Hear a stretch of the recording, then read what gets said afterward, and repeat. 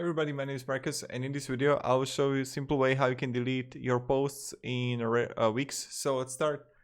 The first thing you want to do is just print simply in Wix, and then just click here on like this one or this one here, and then you just want to simply click move to trash. By the way, there was a new video from Kurtsagat, When Time Became History. I recommend watching it. It looks really good. So yeah, this is how you do it, and click move to trash.